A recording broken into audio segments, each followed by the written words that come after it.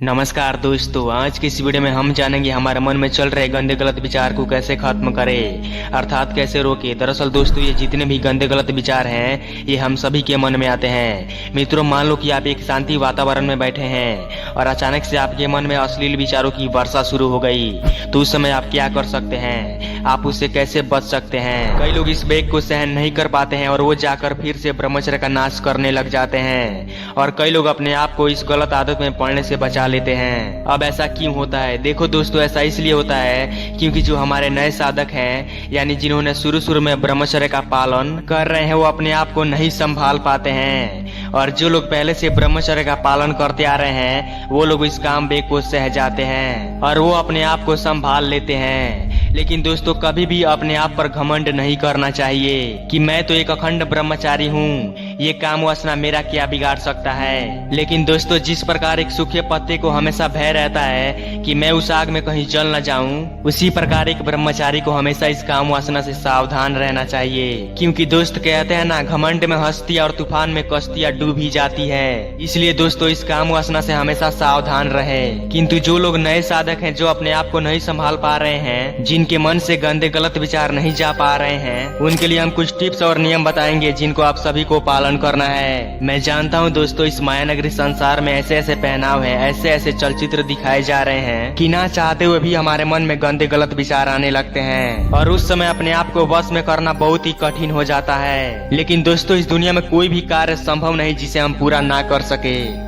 दोस्तों, आप सब तो जानते ही होंगे कि हमारे जितने भी ऋषि मुनि हुए हैं वो ज्यादा से ज्यादा ध्यान करते थे, क्योंकि वो जानते थे कि इस मन रूपी घोड़े के वश में करने के लिए ध्यान ही एक ऐसा मार्ग है जिसे हम इस मन को वश में कर सकते हैं। इसलिए दोस्तों, जितने भी पहले के ऋषि मुनि हुए हैं वो ज्यादा से ज्यादा ध्यान करते थे। और हाँ दोस्तों, ध्यान करने से आपका मन ही नहीं बल्कि आपका पूरा शरीर शांत रहता है और आपके पांचों इंद्रियां आपके वश में रहती है। इसलिए दोस्तों, अगर आप चाहते हैं कि आपके मन से सभी गंदे गलत विचार खत्म हो जाएं और आप आसानी से ब्रह्मचर्य का पालन कर सके, इसके लिए आपको ज्यादा से ज्यादा ध्यान करना होगा।